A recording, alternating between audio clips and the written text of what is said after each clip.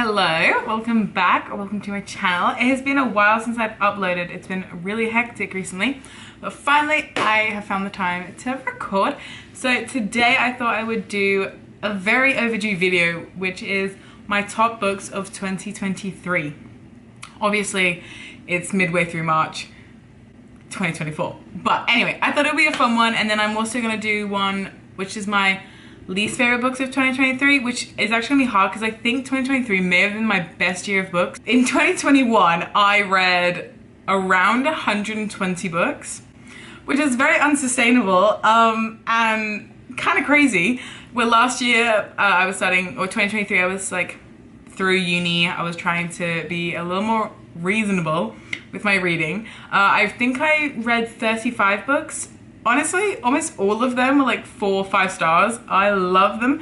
So maybe it would be a really hard video actually to do my least favorite books of 2023. But anyway, without further ado, let's get into my favorite books of 2023. So I am going to be discussing 2 series that I would recommend. I'm also going to go into like which one of the series I would definitely recommend, because I could recommend any book. Honestly, I love books. So I'm going to leave 2 till the very end because they are my like favorites of the year, like favorites. So they're going there, and be sure to stick around for that. But right, let's get into it. Right, so I'm going to start off with the Chestnut Springs series by Elsie Silver. First one is Flawless, which I do own, but it's not here at the moment. And then we have Heartless, followed by Powerless, then Reckless, and lastly, Hopeless. So Chestnut Springs is set in Chestnut Springs, which is a small town in Canada. Don't know if it's real, but it's the town's name, and it follows cowboys. We've got a rogue ice hockey player. It follows rodeo life, farm life. I really enjoyed this series. I would honestly recommend the entire series, but the one I always sing high praises for is Heartless. I think this is often a fan favorite. So this book follows Cade and Willa. Cade is a single dad. The world's grumpiest single dad is how he's described. He works on his family's ranch, and Willa has come from the city with her friend, who we saw in the first book, and she's looking for a job, and he happens to need a nanny. So she stays home with Luke, his little boy. And I have to say, I just thought it was so nice to see the bond between Luke and Willa grow, who he obviously hasn't ever had a motherly figure to look up to, and their bond is so cute. Like, they match each other so well. And it's so nice to see Cade slowly kind of warm to her, because at first she's wild kind of thing. Like, she has so much fun, and he is very, I have to do my job, like, straight shooter. And obviously she's a curveball, and he slowly warms to her. And the tension and everything, it's so good. I loved it so much. It was just their like connection, their relationship that grew was so pretty. It was so beautiful. And I just think slowly seeing like the little family be created, I loved it so much. So definitely recommend this one. Definitely give the whole series a read.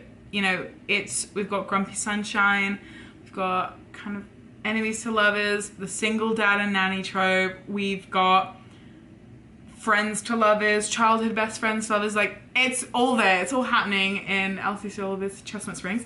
So 2023 was a good year for reading this series. The next is this is the other book series I'm going to be talking about, and it is Ana Huang's Kings of Sin series, which is so good. I could not say better things about it. Out of the whole series, I would definitely recommend King of Wrath as your must read. It is the first book of the series, but it's also, in my opinion, the best so far. I have loved getting to know the other couples, but this one stands out, and especially because we've got Ante and Vivian, who we actually see in Ana Huang's other book series, which is the Twisted series. So we did see in Christian and Twisted in Twisted Lies, we saw Dante, and actually there's a conversation that they have on the phone that appears in this one, and you get context for it, and it's so good. I loved it. And seeing like characters from the Twisted series in this one and them communicating with like the whole series, it's so good. It's like two little worlds colliding. I loved it.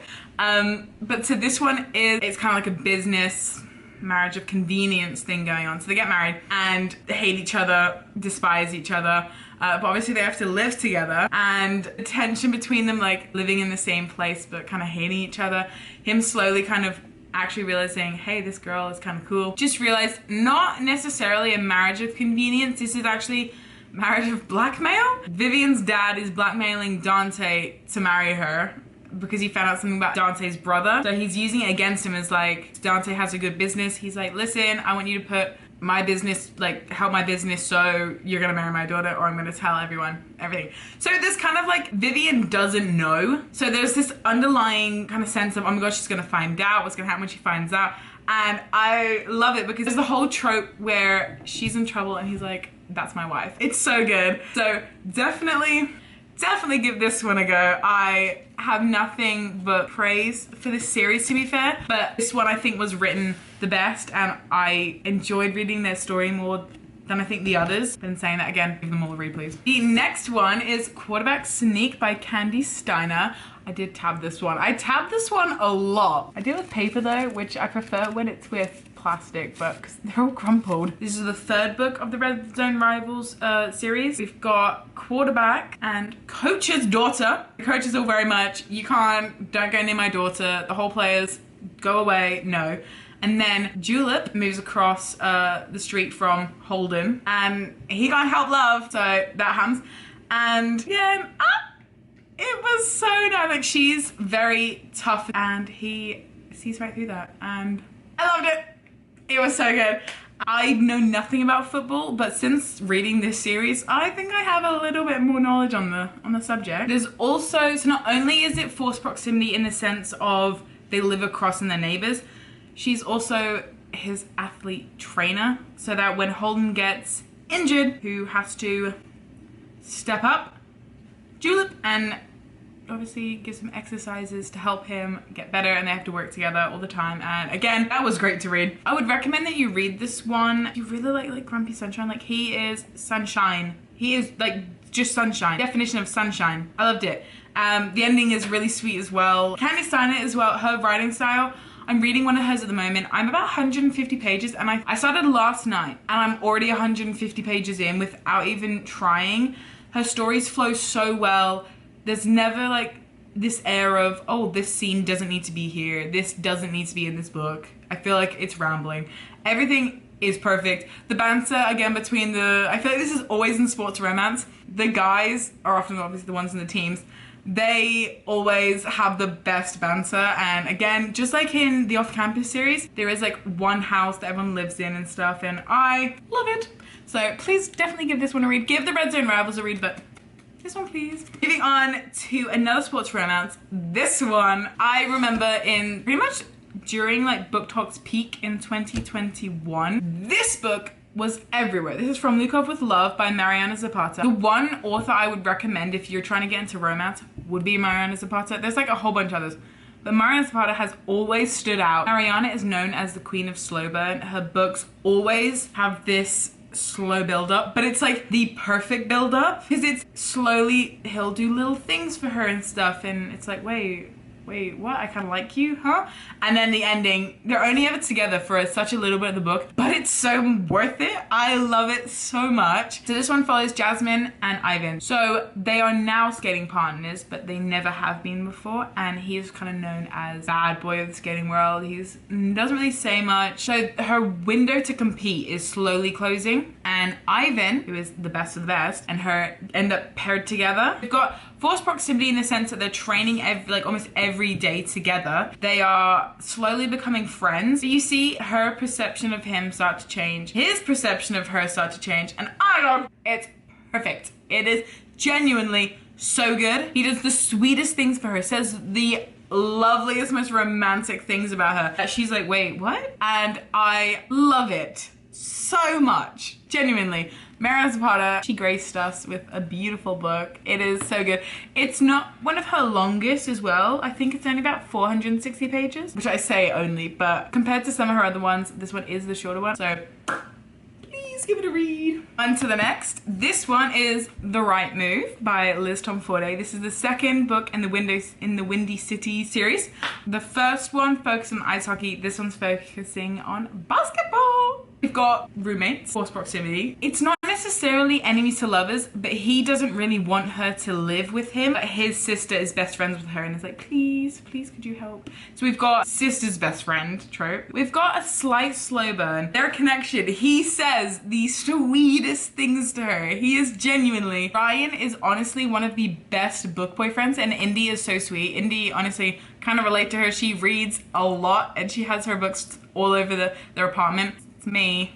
We're similar, Indy. She's an air stewardess for the NHL team from before. They often don't have a lot of time together. He'll be flying for the NBA somewhere, she'll be flying NHL one way. Whenever they're together at the apartment, he's so sweet and I love it. And there's this slight possessiveness and I love it. I really do.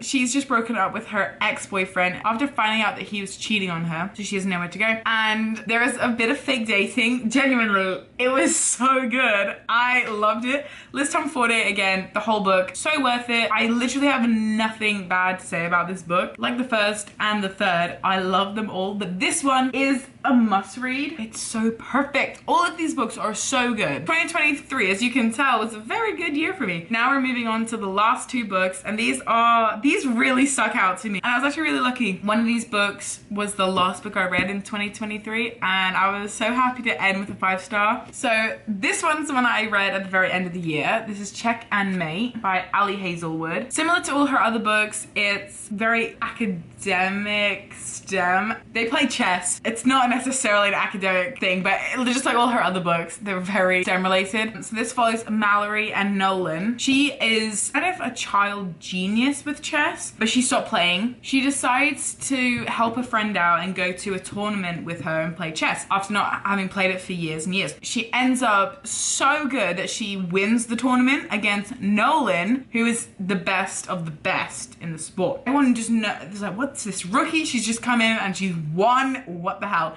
So the whole book, she's all of a sudden brought back into the chess world after distancing herself from it. And you see her fall in love with it again. But this time, Nolan is trying to figure out, why did she win? Why did she leave the sport? And also is kind of falling for her. It was the sweetest, like, slow burn. It wasn't that of a slow burn, just how he treated her. It was so sweet and perfect and I loved it. And their connection was so genuine. I can't. It was so good.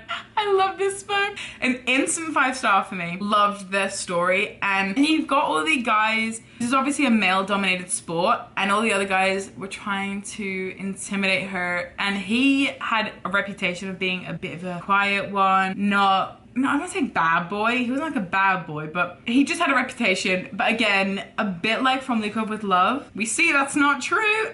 It's so good. It's so good. Please definitely give this a read. Also, how pretty is this cover? I think out of all of Hazelwood's books that I've read, this comes out on top. 10 out of 10. Now onto my last book of 2023 that I thought was the best. This was honestly instantaneous. 10 out of 10. It was the perfect way to also end the series it's part of.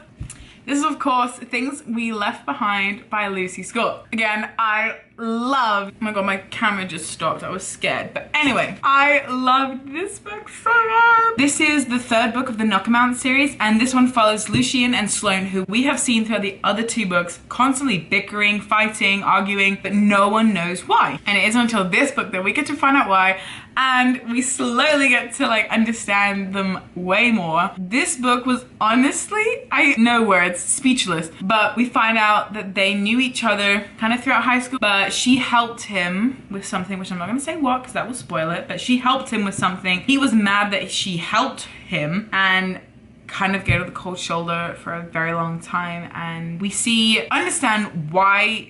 It gives us so much context as to why they were acting the way they were. He was so protective with her. He was so kind with her, like just so perfect. And she was so sweet. She's a librarian, which I feel like I can relate to her. She loved her books. Me too. But genuinely, a bit like the other ones, this had some action, definitely grumpy sunshine vibes, friends to enemies to lovers kind of vibes as well, which I think is, when done right, so good. So good. So definitely recommend. Lucy Score, my favorite author at the moment. I've just finished another one of her books. Lucy Score can do no wrong. I love all of her books. So I would definitely recommend this book, but also the Knock 'Em Out series. Just read them in order because worth it. So definitely recommend. I loved it. Okay, so that was my top books of 2023. I hope it was a little quicker today. I know some of my videos have been a little bit long, but I hope that was good. I hope you got some nice recommendations. Be sure to check out my TikTok. I'm trying to be a lot more active on there, so I'm trying to be posting almost every day. Whatever I'm reading at the time, I'm uploading quotes, like everything is going up on my TikTok. So definitely be sure to check that out. If you're not out of the loop, definitely please do subscribe. Do comment on any other videos that you'd like to see. I have so many books that I need people to give me some ideas of what to do with them, because I have so many books to make videos with. So please do definitely send that. So yeah, that was today's video. I hope you guys enjoy, and I will see you in the next one. Bye.